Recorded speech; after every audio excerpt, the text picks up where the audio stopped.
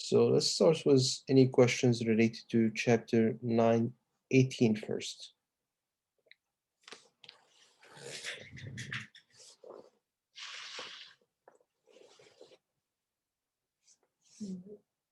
Does any of you have any question related to the cardiac system? Sir, I have a question with that online homework, like to submit hard parts. Some of the parts I couldn't find, or some of the things we didn't even learn. So, do we have to go forward, or we have to wait until all the assignments or all chapters done? You mean the lab assignment on visible body? Yes, sir. Yeah. So for the heart, you are supposed to have already completed the whole cardiac part. So the heart, you're supposed to be in good shape right now uh, to complete the lab assignment. Okay. But for the vascular system, yes, this is the ones that you can wait on. Okay. The blood vessels. So this is the ones that you can wait on. And again, in order for you to be able to successfully complete the visible body lab assignments, my recommendation is for you to go through the app first. All right. So because you won't be able to figure out the different structures just by looking at the regular diagrams on the 3D models. Yes. So my recommendation is for you to go first and check the apps, check the 3D models on the apps provided on Visible Body for you to be able to figure them out as part of the assignment. Okay. Okay, I got it. Thank Yeah. you. You're welcome. Questions related to chapter 18?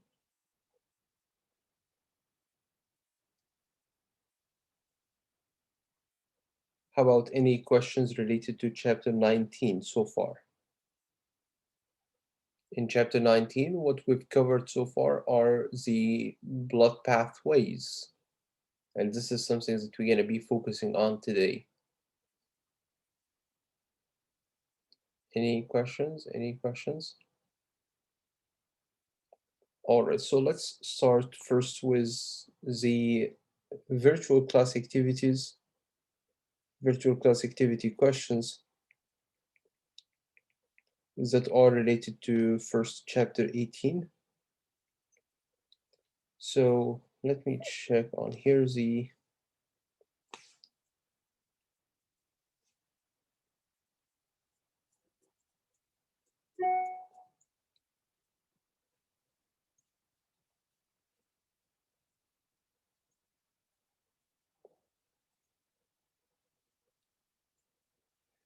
cardiac cycle on here.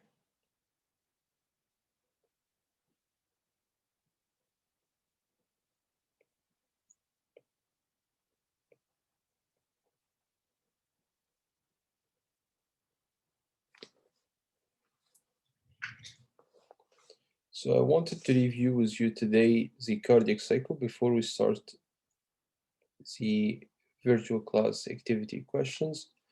If you remember, the very first thing that takes place in the heart, or it's a cycle anyway, so the first thing is going to be the last thing. So what we're looking at first is the SA node sending out the electrical impulse to both atria at the same time, causing atrial depolarization.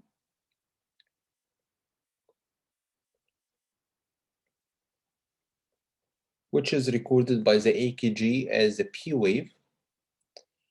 The P wave here is showing you the atrial depolarization. In other words, the atria has changed their membrane polarity, and rather than being more negatively charged, they turn into becoming more positively charged. Remember, the electrical change to depolarize or repolarize is taking place for the muscles either to contract or to relax. If I am performing a depolarization, this is the general rules that you need to be aware of. If I am depolarizing the cell will contract. And as I contract, what's going to happen? Contraction is the reduction of the length of the muscle cell. So if I am talking here about the heart, the cardiac muscle cells all will depolarize or repolarize together so they can act as one unit due to the presence of gap junctions in between. So what's going to happen as a result of this contraction? A chamber that I'm depolarizing gonna be reducing its size. So when I contract the chamber, the size of the chamber will be reduced. And as I reduce the size of the contracted chamber, what's going to happen as a result? The pressure inside this chamber that has been reduced, the volume has been reduced, so the pressure inside of it, it's going to go up. And as I increase the pressure, like anything, is going to be traveling from high pressure to low pressure. So when I contract any chamber of the heart, I'm increasing the pressure of the blood inside, and as a result, there will be ejection of the blood to another side with lower pressure, because the blood can be moving from high pressure to low pressure. What happens if I repolarize? What I mean by repolarization again, the muscle cells gonna be returning to their negatively charged membrane potential, resting membrane potential. So as a result of the repolarization, the cell are not gonna be receiving a signal for them to contract. So what they will do, they will relax. And as I relax all the cardiac muscle cells in a chamber, in a specific chamber, all of them going to be relaxing together because all of them have repolarized in the same time for them to act as one unit. Again, all this taking place because I do have gap junctions between the cardiac muscle cells. So now the chamber going to be relaxed. And what I mean by relaxation, it's simply an increase in the volume of the chamber. And as I increase the volume of a chamber, the pressure inside this chamber gonna be dropping. If I increase the volume of any chamber, this creates a vacuum. And this vacuum is a negative pressure, is a suction force. This negative pressure that I create due to the relaxation of a chamber gonna allow the blood to flow to the inside of this chamber, allowing the chamber to be refilled with blood. So the sequence of events on here. You've got an electrical change first that we record as waves on the EKG. Either you depolarize or you repolarize. When I depolarize, what's going to happen? In response to the depolarization, the cardiac muscle cells going to be contracting. In response to the repolarization, the cardiac muscle cells going to be relaxing.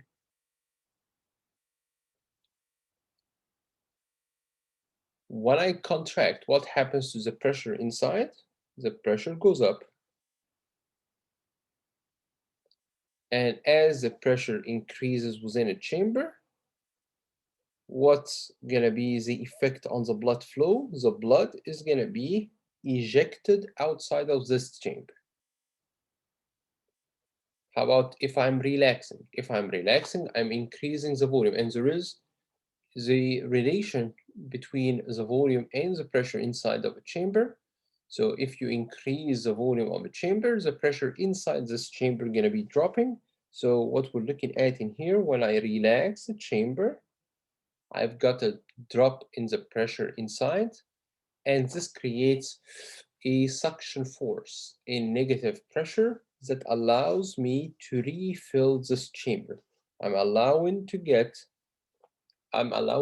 blood to move to the side with lower pressure, so this chamber creates a suction force, a low pressure, so now it allows the blood in. All right, so again, you've got electrical change first. You either depolarize or repolarize. This is going to be followed by a mechanical movement.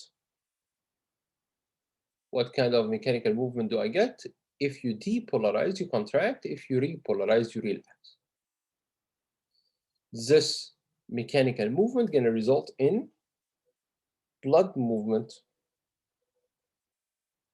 The blood going to be leaving the side with higher pressure, going to the side with lower pressure. So when I create high pressure, the blood is going to get ejected. So when I contract, I get blood ejection. When I relax, I create a negative pressure. This allows me to refill. So with this in the back of your mind, we look at the cardiac cycle, the sequence of events that are taking place. This will allow you to understand how the blood going to be flowing, how the heart regulates the movement of the blood between its chambers and its main vessels it is connected to. So if you remember, the normal pacemaker in the heart is the SA node, sinoatrial node. The SA node sends out an electrical signal. So what happens?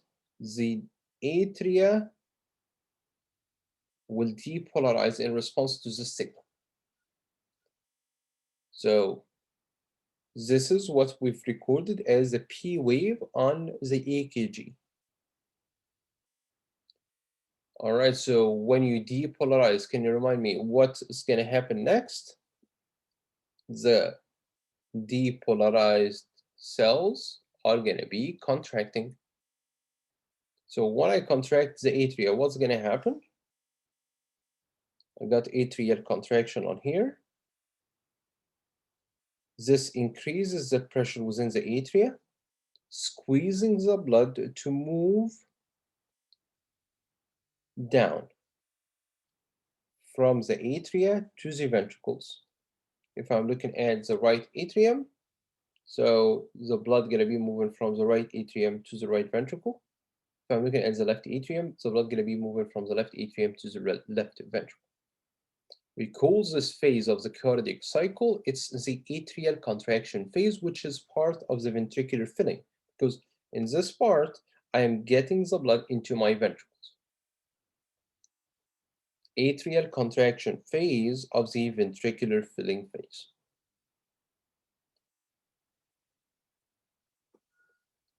What happens next? The electrical impulse now is going to be transported down through the AV node, AV bundle, to the bundle branches to reach the ventricles, the cardiac muscles in the ventricles. So the signal on here is going to be traveling like this to innervate the ventricles. So now my ventricles are depolarizing. So you've got a depolarization of the ventricles. Remember, atrial repolarization is taking place in the same time. So the atria are going to be relaxing now. And the ventricles are being contracting in response to the depolarization. Remember, the ventricular depolarization has been recorded on the EKG as a complex that we call the Qrs complex.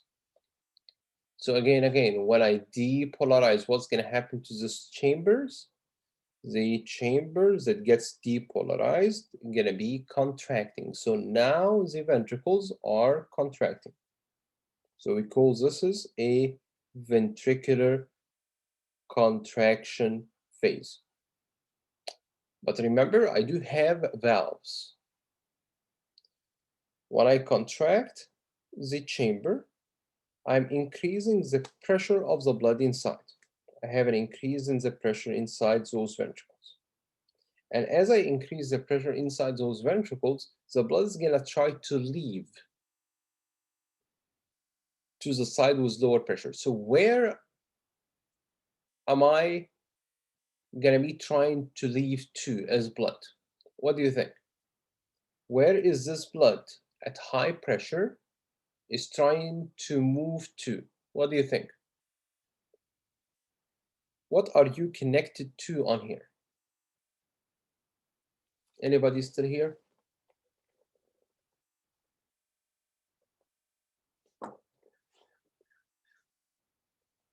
What are you connected to? What are the possible pathways for this blood to take?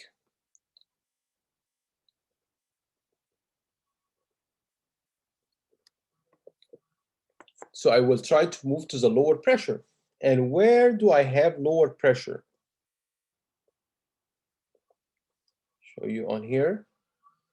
If we're looking at either right or left ventricles, you have two things that you are connected to as a ventricle. You're connected to the large vessel, either pulmonary trunk or aorta, and you're connected to the atrium, either right or left atrium. So those are the two possible places that the blood can move to. So I either gonna be trying to move towards my blood vessel, or I will be trying to move towards my atrium. So remember, at the base of the blood vessel, I do have semilunar valves, either aortic semilunar valve or pulmonary semilunar valve. And at the base of, or located between the atrium and the ventricle, I do have the AV valve, either tricuspid or mitral valve. So which one is gonna be of lower pressure? The aorta, let's say if we're looking at the left side of the heart, aorta here, we're comparing the aorta to the left atrium. And the same will be applied, the same concept is gonna be applied on the right side as well. So we're comparing here the blood vessel to the atrium associated to this ventricle. So which one do you think gonna have lower pressure? What are the pressures inside those chambers and vessels? If you remember, your blood pressure is equal to what? It's equal to 120 over 80 millimeter mercury. This is the blood pressure where inside your arteries, inside the aorta. So what is 120 millimeter mercury? 120 millimeter mercury means the pressure of the blood in my aorta when during ventricular contraction. When the ventricles are contracting, the blood pressure in my aorta is equal to 120 millimeter mercury. And what is meant by having a diastolic pressure of 80 millimeter mercury? This means that when my ventricles are relaxing, when the ventricles are relaxing, the pressure inside my aorta is equal to 80 millimeter mercury.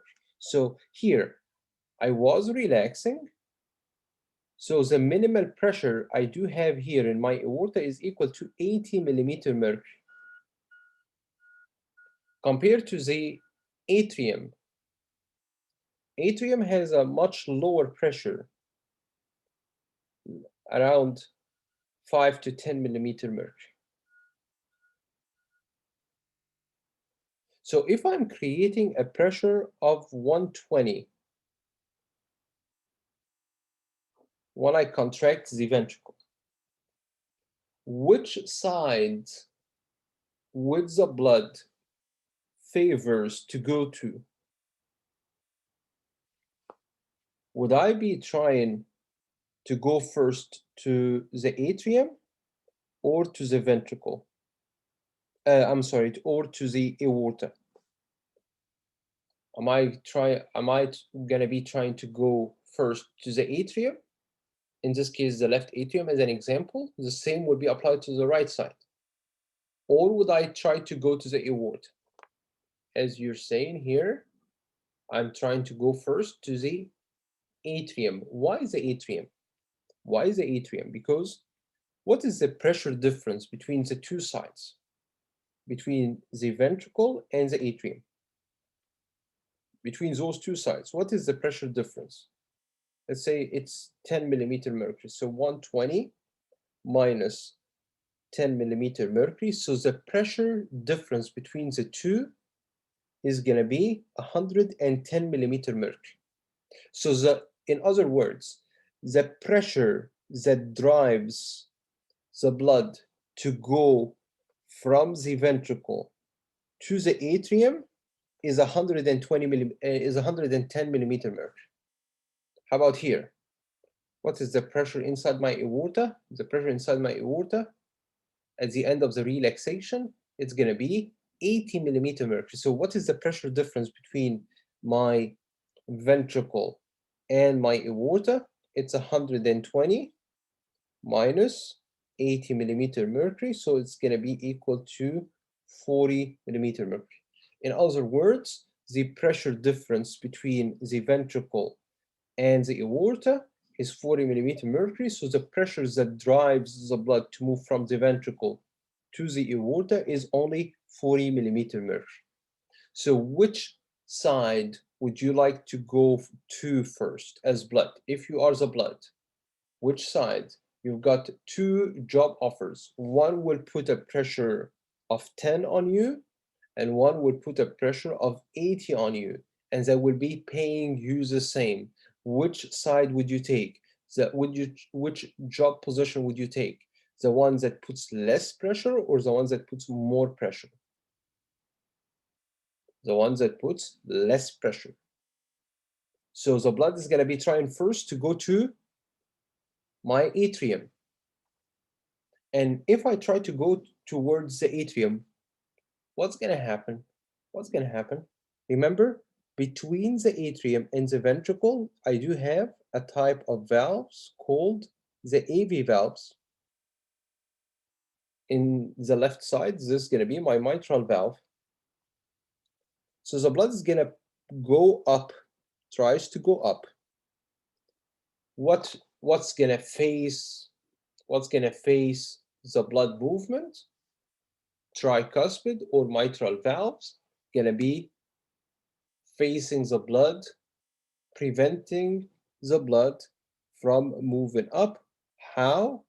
Because simply the blood itself, when it tries to move up, it's gonna push the cusps of those valves to close like this. So try to imagine those are my cusps.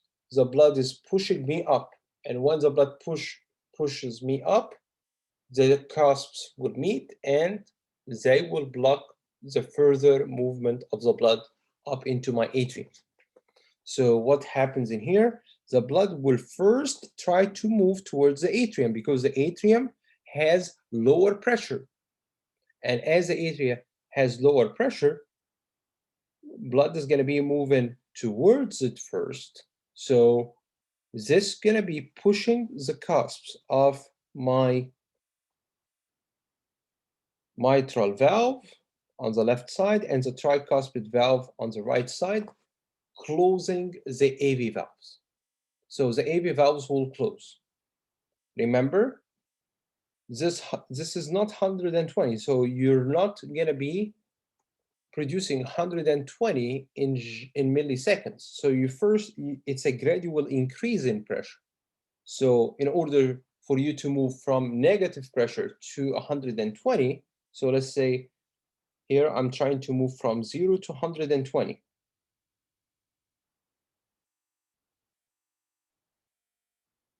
If you are driving a car and you want to move at a speed of 120, can you just start to travel at 120 from zero in no time? So you press on something, so the car will immediately move at 120 miles per hour? Or will there be a gradual increase in the pressure until you get to 120? What do you think?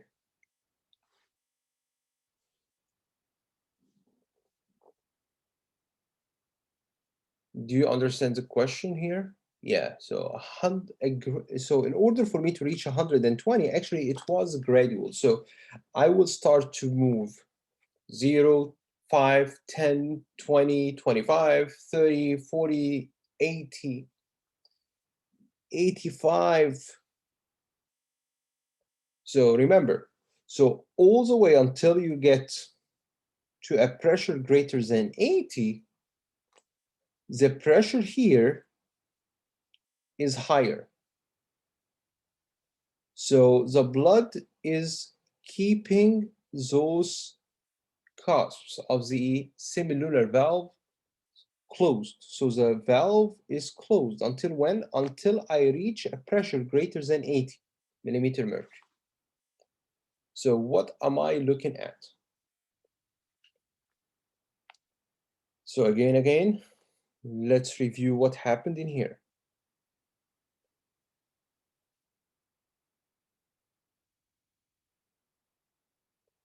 We're looking at one side of the heart. This will take place on both sides, the same thing. Here I have a pressure of 10, here I have a pressure of 80. Here I'm gradually moving up from 0 to 120. So I kept moving up, up, up. I reached 15. So now the pressure is higher than the atrium. So the blood is going to be trying to move up. What's going to happen? I close the AV valves. The blood pushes the cusps up. This closes the AV valves. I kept moving up. 15, 20, 25, 30, 40, 45, 50, 60, 70, 80, 85. The valves were closed already. They were closed because the pressure in the aorta was greater than the pressure within my ventricles. But as I increase the pressure within the ventricles to a higher pressure compared to the aorta, what's going to happen? The blood now will try to move up into my aorta or pulmonary trunk. And as I move up, I will be pushing those cusps away, and the blood now is going to be ejected through the major vessel. All right, so during the ventricular contraction, so all this time I'm contracting my ventricles. So I can divide it into two stages. A stage in which the AV valve has closed and I haven't been able to open the semilunar valve yet. So both valves are closed. And this is during the ventricular contraction when I created a pressure higher than the atrium, but lower than the one in the aorta, until I get to a pressure higher than the one in my large vessel. So in this stage, the cardiac valves all are closed. Why? Because the pressure inside the ventricle is higher than the atrial pressure, but you do have a valve that closed, and I'm still lower than the pressure within my aorta. What's going to happen? As I keep moving up, As I keep moving up, now the AV valve is going to remain closed. As I keep moving up, creating a pressure greater than the pressure in my large arteries.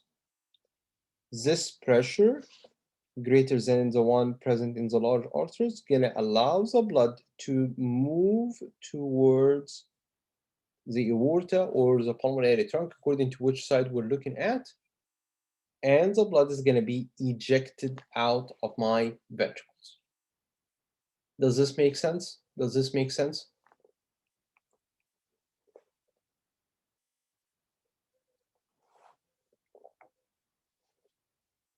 All right, so looking on here, those are the two phases we're talking about here.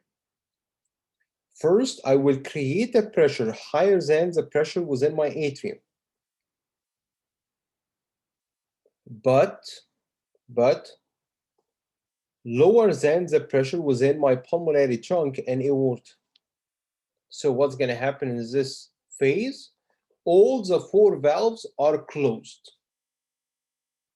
So would there be any blood moving from the ventricle if all the four valves are closed? No. So would I have a reduction in the size of the ventricles if there is no blood moving out? Would there be any change in my volume? No. The volume here of the ventricles is constant. So we're going to call this phase of the cardiac cycle, it's my isovolumetric contraction phase. Iso, constant, volume, metric, measure or length. So constant volume when during contraction. So I have an isovolumetric contraction phase, which means that all the four valves are closed.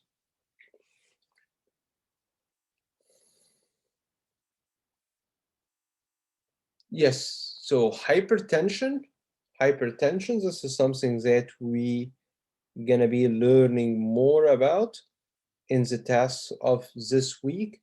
So in hypertension, you are increasing the pressure that the heart needs to overcome. So let's say on here, if a person has hypertension, so rather than the heart being tried to overcome the 80 to push the blood out, it's going to be trying to overcome a higher pressure within the aorta. So rather than overcoming 80, I will try to overcome 100. So what do you think? Is the difference in the pressure now if between a person without hypertension and with hypertension? So if I'm creating the same pressure within my ventricles, what is the pressure difference without hypertension is equal to, Chadwick? If a person doesn't have hypertension, what is the pressure difference between the ventricle and the aorta? 40, right? And what is the pressure difference between 120 and 100 if a person has hypertension? 20. So think of it this way. You are the one who's going to be moving from a position to get another job position. If the salary difference is 40,000 per year, and you've got another job offer and the salary difference is going to be only 20. Which one would you be more motivated to go to? Which one would you be more motivated to move to? Definitely this one. But if I told you that you don't have this one, you've got hypertension, but you need those 40, the same 40 for you to be able to survive, what you gonna do? So you've lost your job here, you did have to take the new job, and the only job that you've got is giving you 20,000. And in order for you to be able to live the lives that you want, you're gonna need to get 40. And this job that you have is giving you only 20. So what would you do? You work harder. So you're gonna need to take 2 shifts, double your work. So this is the same concept. So the amount of blood that gets ejected in case of hypertension is going to be reduced because the driving force has declined. So if the driving force has declined, what would the heart need to do? It needs to work harder to exert more effort. This is one thing. Also, it needs to perform faster contractions. So rather than completing one job to get the 40, I need to complete 2 jobs to take my 40. The 40 here is the pressure that drives certain amount of blood to your organs. Your organs won't be satisfied unless they get enough amounts of blood. So you need to work to get the same difference in pressure, even if you will do it on different jobs. Does this make sense? How the hypertension can affect your heart? All right, great, great.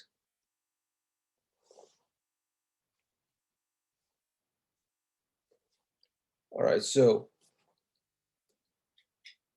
AV valves have closed. So this produces a sound. When you put the stethoscope on the patient's chest, you hear lub dub boom boom boom bum pum pum pum pum pum pum. So what are those sounds? The sounds are formed or produced by the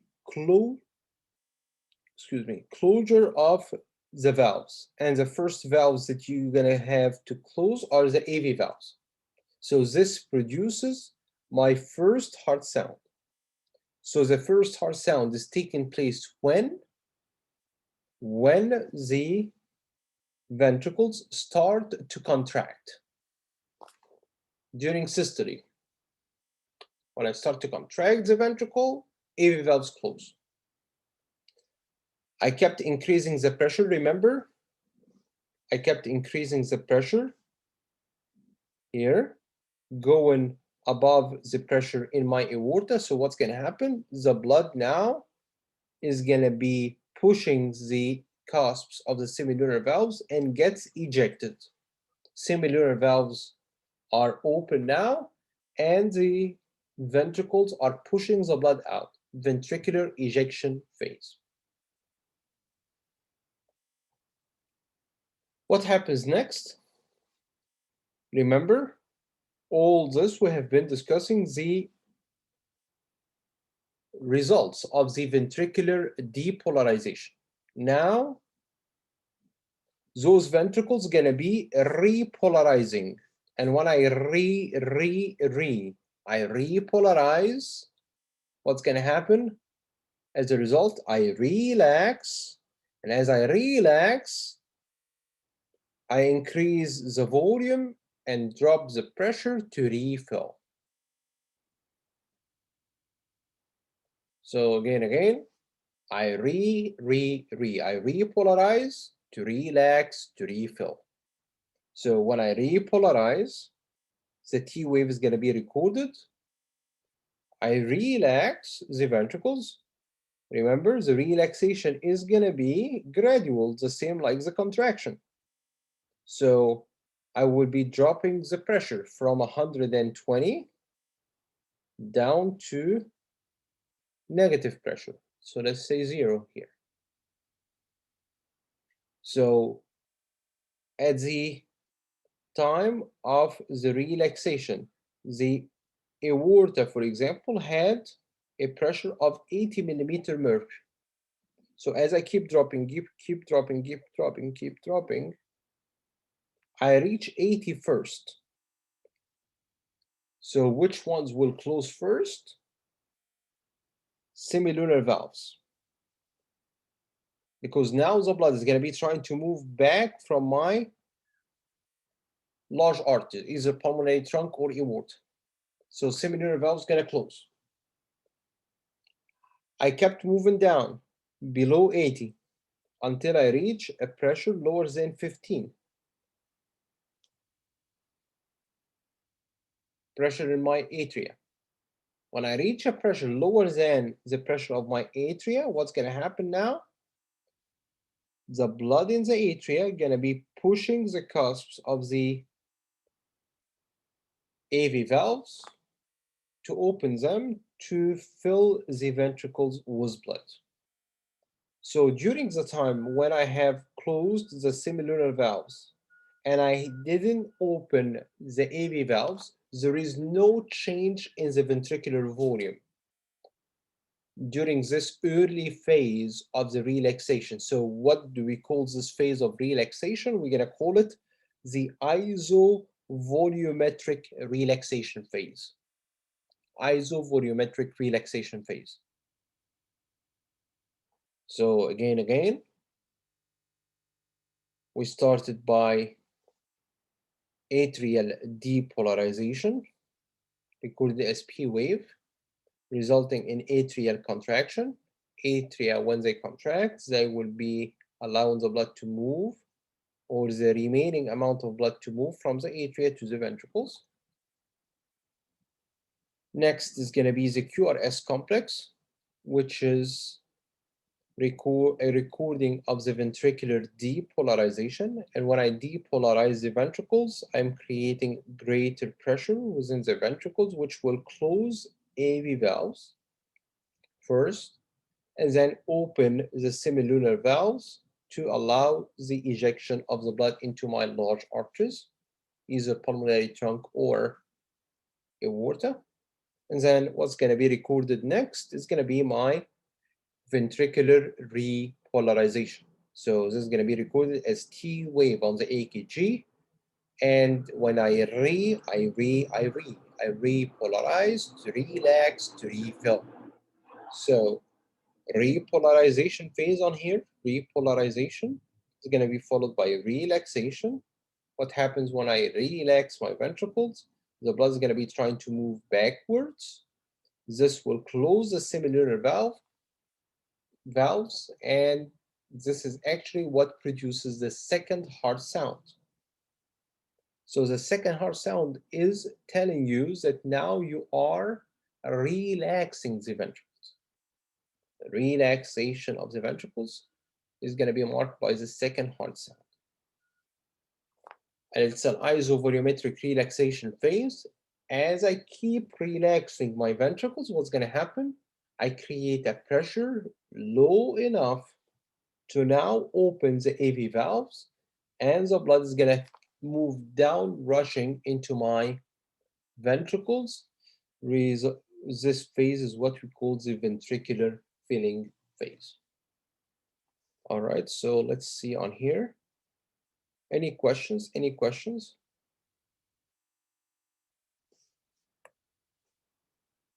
All right, so please name the different phases here of the cardiac cycle.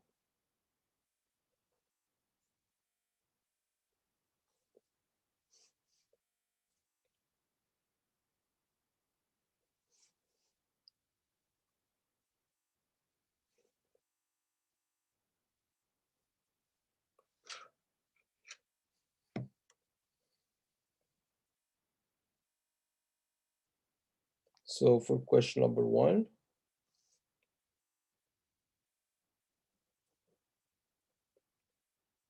name this phase when the blood is going to be moving down, rushing into the ventricles from the atria, and this phase on here when the blood is going to be pushed down from the atria by atrial contraction into the ventricles. The number 3 is when the ventricles started to contract, closing the AV valves, and there is no change in the volume of the ventricles during contraction. Number four is going to be the phase when I create enough pressure within the ventricles to be able to open the semilunar valves, and now the blood is gonna get out of the ventricles into the large arteries. And number 5 here is gonna be the phase in which I will start to relax, closing the semilunar valves, but without opening the AV valves yet. All right, so please name those 5 phases as your first 5 questions of the virtual class activities for today's session. All right, so we can have a break for 5. We come back, discuss the blood pathway and how we gonna be answering this kind of questions on the lab exam. All right, so any questions before we leave for a break? When we come back, I will be going over those names with you. Any questions before we go for a break? All right, we'll see you in 5 then.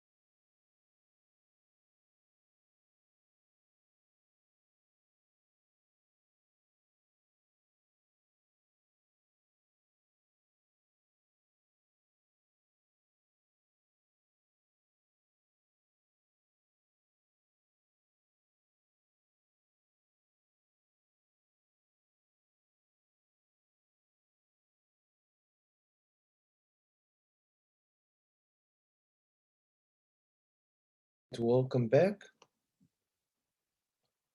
Can you hear now, Alexis?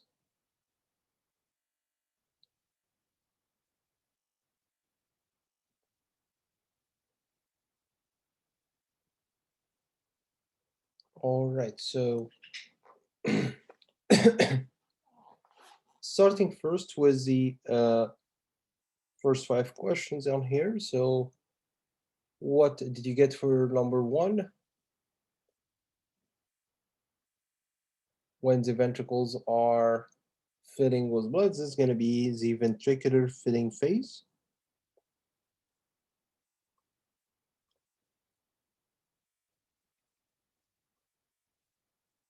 How about number 2?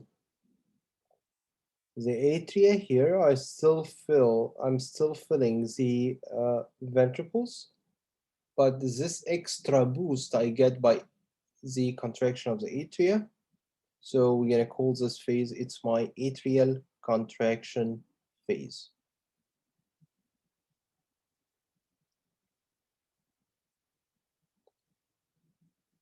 What have you got for number 3? I started to contract the ventricles, but I closed the AV valves, but I didn't get enough pressure difference to open the semilunar valves. So it's an ISO constant volumetric constant volume of my ventricles when during the contraction. So this is an isovolumetric contraction phase. And as I kept increasing the pressure within my ventricles, what's going to happen? The semilunar valve is going to open and the blood is going to be leaving the ventricles into my vessels. So we're going to call this phase, it's my ventricular ejection phase, exactly.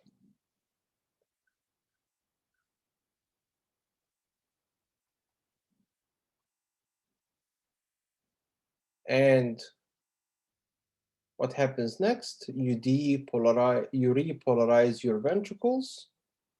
The ventricles will start to relax. On the way down, the pressure gonna become lower than the large vessels first.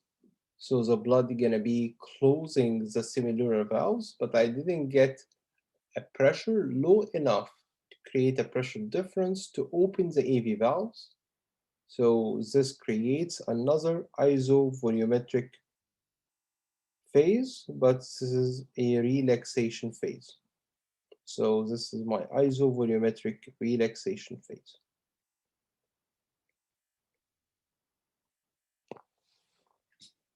Isovolumetric relaxation phase. All right, so moving on to a really important topic. So on the lab exam, you're gonna have 2 types of questions. The first type of questions that you're gonna have, it's gonna be the diagram-based questions that we're gonna be reviewing next session. Also, you have another type of questions in which you're gonna be naming the different vessels and cardiac structures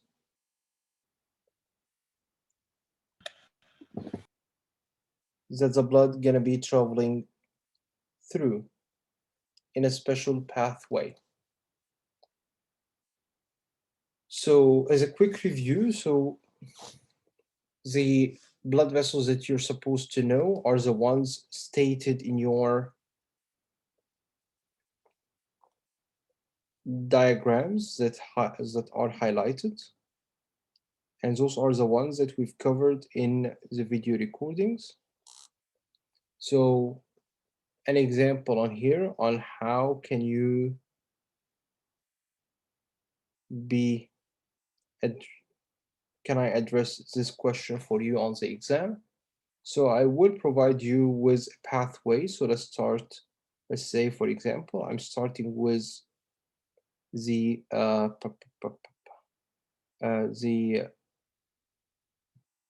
dorsalis pedis vein,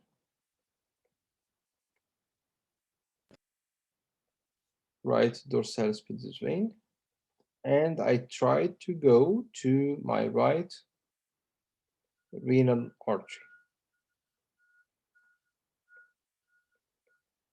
This is a type of questions that you will have on the exam. So I will be drawing here the pathway for you, and you tell me the name of those vessels.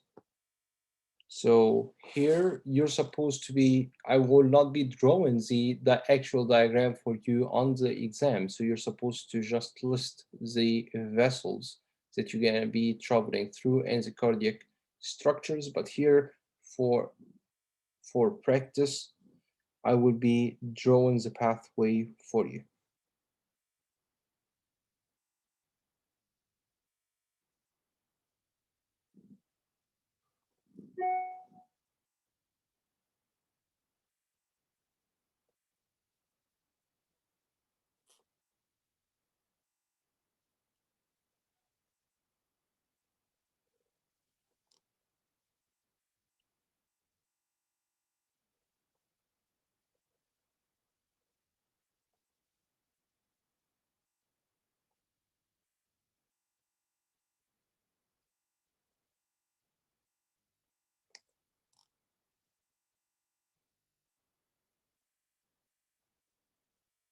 So I need first to remember where is the dorsalis pedis vein located.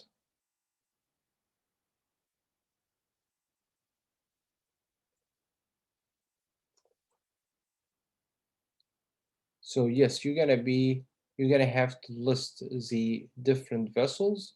So, and what I mean by listing is the actual appearance of the question is gonna be a list of, for example, dorsalis pedis vein,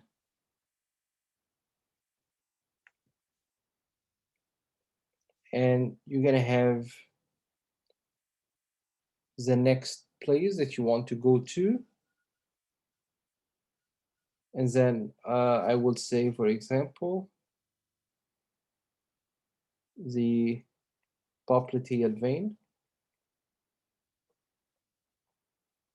and this is question number, let's say, 90. All right. So, and I will provide you with a list of choices that you're gonna be selecting the good answer from. This is how you're gonna be listing the different vessels and cardiac structures that the blood gonna be traveling through. So you're gonna have to complete the pathway by choosing the best answer. Those the diagrams for the blood vessels that you're supposed to know are the ones that have been in a separate file under module 1, and I've posted also the link for them in the weekly agenda for week 2. You can access those ones, the ones that you're supposed to know for the blood pathway and for the diagrams are the ones which have been highlighted for you. All right, so how to answer such question? So I need to remember where is the dorsalis pedis vein. So this is my first thing. If I don't know what is the dorsalis pedis vein, I won't have any clue on where to go and where do I go next. Remember, the veins are getting the blood towards the heart. So I know if I am in a vein, I have to go to the heart in one way or another. Remember that anything below the diaphragm gonna end up being drained into the right atrium through the inferior vena cava.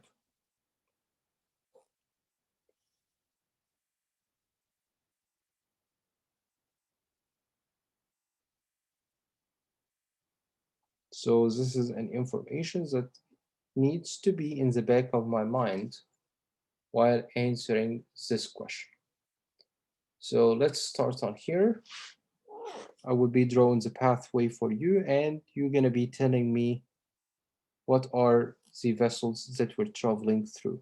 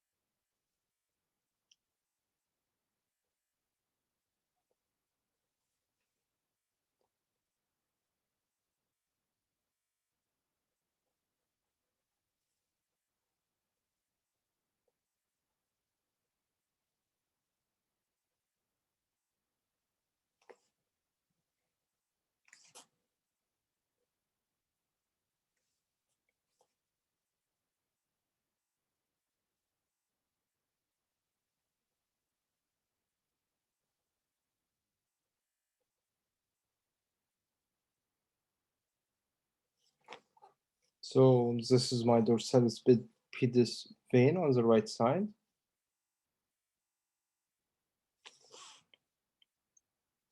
All right, so I will start numbering again here. So you just, when you are answering on your Word document, you're gonna be just renumbering those vessels. So you, after you're done with the first five, you start from one another time.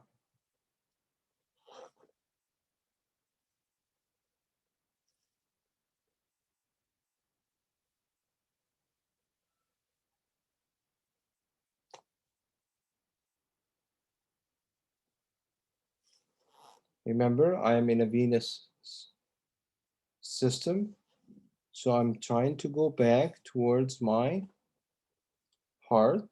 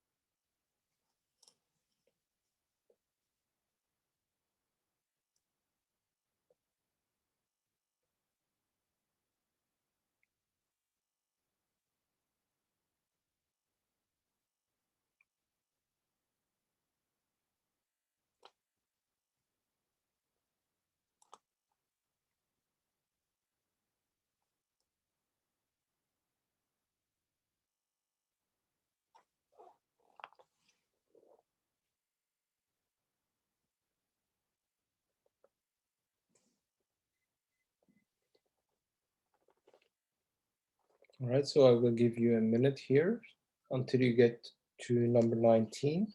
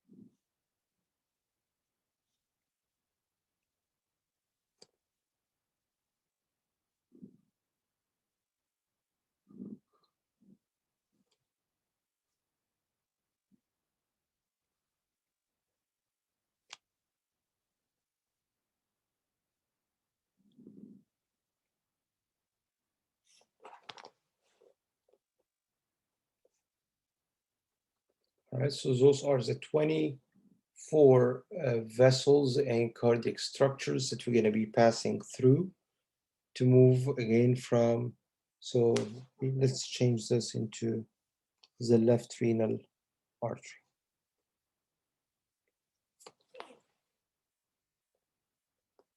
All right, so those are the 24 structures. Is everything clear? Can you see? Can you see everything here on this diagram?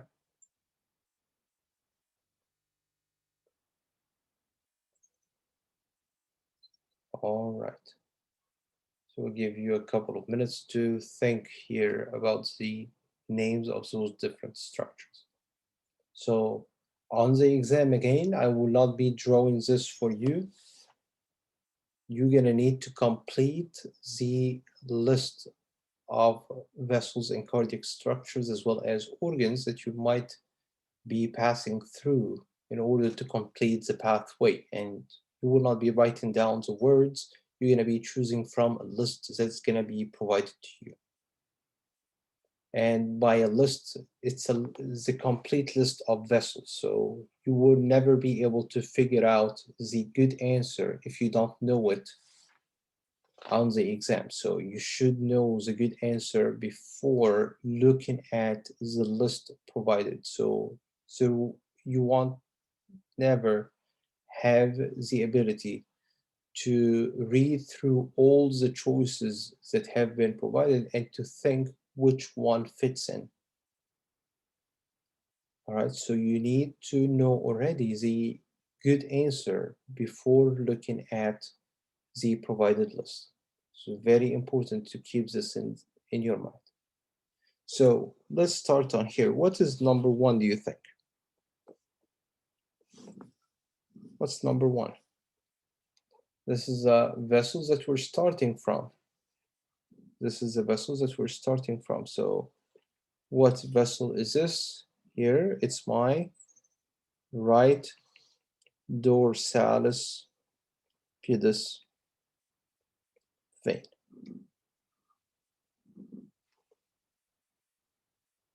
And remember, the dorsalis pedis vein is going to actually get drained either through the anterior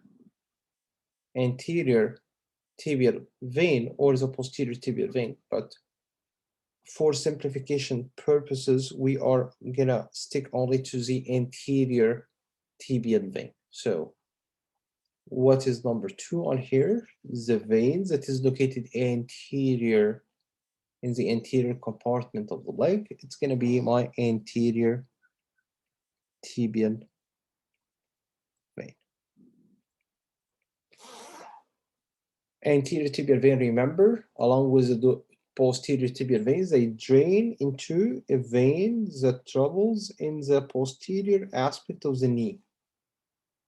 What do we call this vein that travels in the posterior aspect of the knee? Remember, anything related to the posterior aspect of the knee is called popliteal. So number three here, it's my popliteal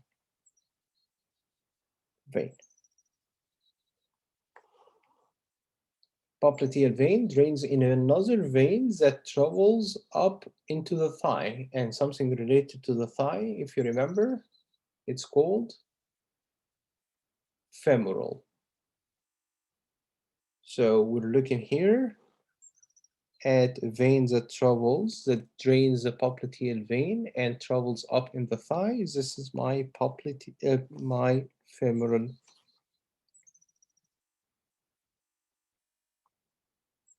vein. The femoral vein, remember, travels below the inguinal ligament. And when I travel below the inguinal ligament in the groin region, this is the vein that is coming from outside of the pelvis. So we're going to call this as I'm coming from outside of the pelvis, so I am the external. If I was coming from the inside of the pelvis, you see on here, this one is draining the pelvic organs. So it's going to be my internal, but this one, it's my external iliac vein. External iliac vein, along with the internal iliac vein, will drain into a larger vein on here. This is going to be my one that drains internal and external. So what do we call it? Into something that drains internal and external. It's my common iliac vein. Remember, right common iliac, we do have two of them, right and left. So this one is my right common iliac vein. Same, so all of those are right anterior tibial, right popliteal vein, right femoral vein, right external iliac. Is this going to be a right common iliac? draining up into a large vein that keeps traveling up in the abdomen and passes through the diaphragm to drain into my right atrium. What do we call this vein? What do we call this vein on here that travels all the way up to reach the right atrium? This is going to be my inferior vena cava.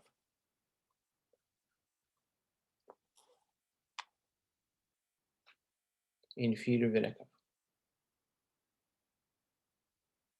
What happens next? Right atrium receives the blood. So here, number 8, it's going to be my right atrium.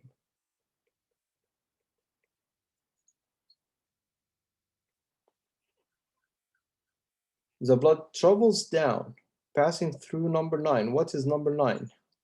That separates the right atrium from the chamber below it. It's my tricuspid valve, exactly.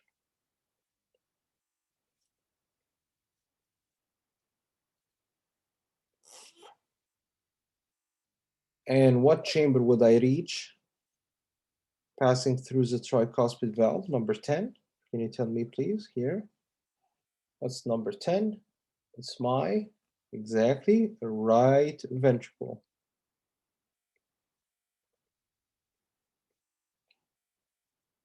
Right ventricle contracts and pushes the blood up to pass through this valve. Do you remember what do we call this valve through which I would be traveling to get ejected out? Exactly, it's my pulmonary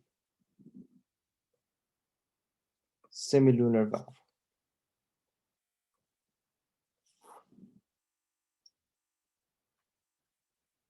What happens next? The blood gonna be traveling through a short and thick vessel away from the heart. So what do we call this short and thick artery? It's my pulmonary trunk. Wonderful.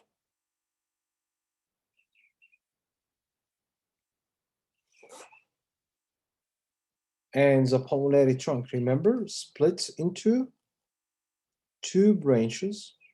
What do we call those branches? They are still carrying the blood away from the heart to the lungs. Carrying the blood away from the heart, so those are arteries, and to the lungs, something related to the lungs, it's gonna be pulmonary. So traveling to the pulmonary arteries next.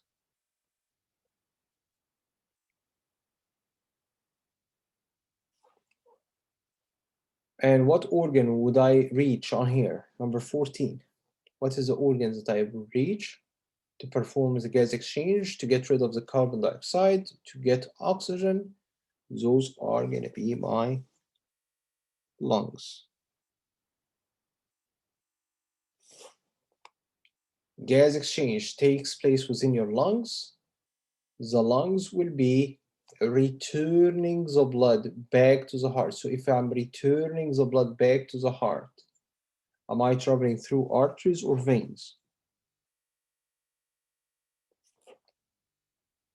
Veins. So getting the blood back from the lungs. So what do we call the veins associated to the lungs?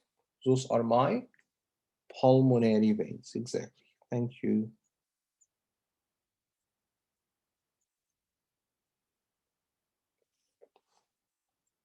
Pulmonary veins. Pulmonary veins will get the blood. So right or left, it doesn't matter which pulmonary veins are you traveling through. It doesn't matter here in the blood pathway. But what chamber would I reach next in here? From the pulmonary veins, I would be moving to my left atrium.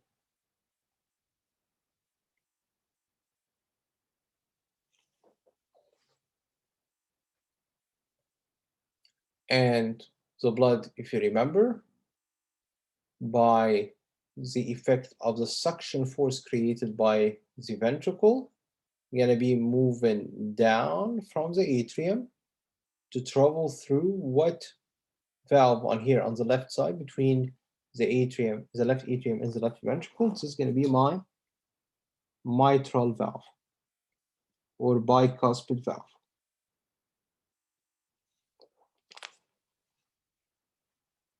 Mitral or bicuspid valve. Then blood moves down to this chamber. What do we call number 18 on here? Is this thick chamber on the left side? This is my exactly left ventricle. Left ventricle pumps the blood out to travel through a valve located at the base of this large artery. This is my aortic semilunar valve.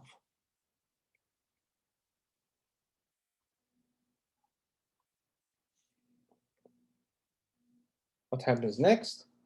Blood is going to be traveling where? See on here, to the part of the aorta that travels up. What do we call this part of the aorta moving up? It's my ascending aorta.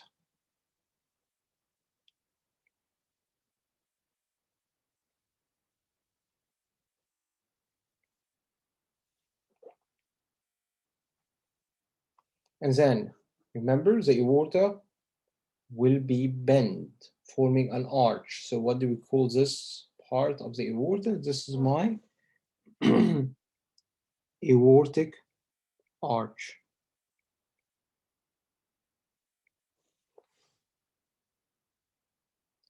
And then the aorta starts to travel down. Number 22, I'm moving down in the chest first, and then we'll pass through the diaphragm to move down in the abdomen. So we call the part on here of the aorta that travels down. This is my descending aorta. Going down, I'm descending. And to be more specific, the part of the descending aorta located in the chest, we're gonna call this part the descending thoracic. And as I keep going down, traveling through the diaphragm, now I'm located in the abdominal cavity. So what would we call this part of the aorta that travels down now in the abdomen? It's exactly my abdominal aorta.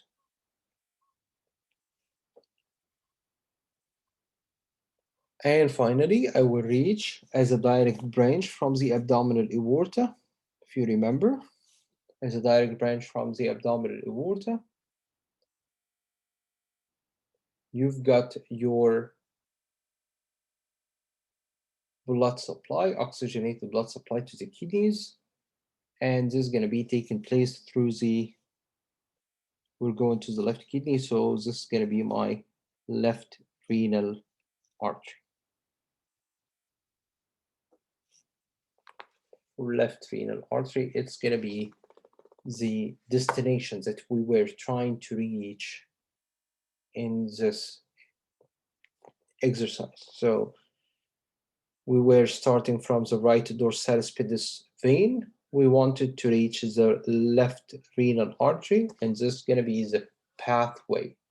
So again, very important to keep practicing this type of exercises. So you have many examples in your video recordings. So please take the time to get them completed in an attentive way. So spend the time, focus when you're completing them. And something to keep in mind as well is that I will not be asking you to write all those labels on all those markings on the day of the exam. I will write down most of the list, and I will keep some empty spaces that you need to fill by choosing the best answer from the list I will be providing. But it's very important to keep in mind that you won't be able to figure out the good answer unless you know exactly what you are looking for. So I should know exactly. So for example, I will be missing number 5, for example, external iliac vein. If I don't know that the one that I need to select here is the external iliac vein, you will not be able to keep reading 50 choices in order to select external iliac vein. It's going to be time consuming, you're going to get exhausted, and you're going to get confused if you don't already know. If you're thinking this is a multiple choice question, it is not a multiple choice question because you're going to be provided with a huge number of choices. All right, it's not like 3 choices that you're picking the best from. It's you are provided with more than 50 choice for each of those questions. So you need to know exactly what you're looking for in order for you to select it. Does this make sense? Does this make sense?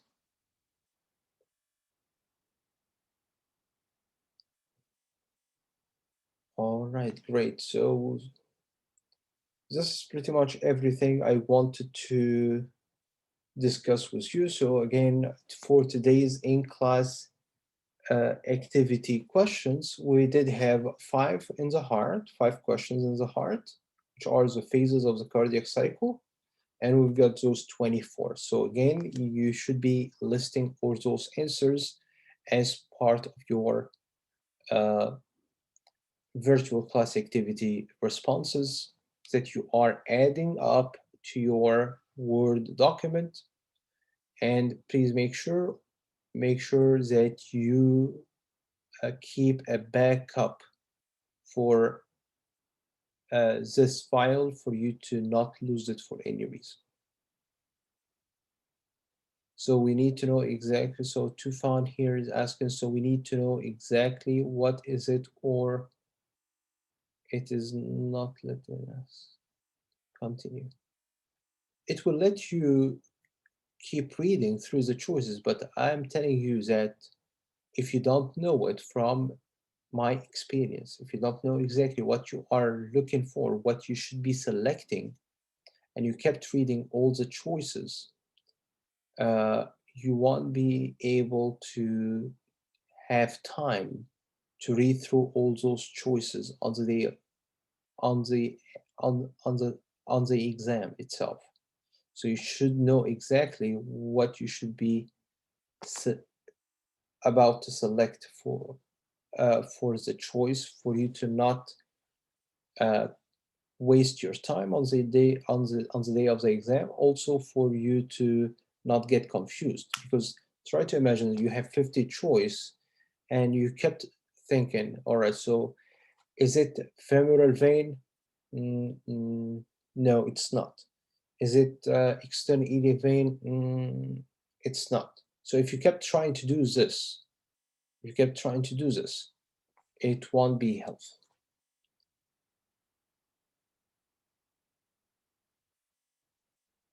All right. So yes, they will be similar to AP1 if you've attended AP1 with me. So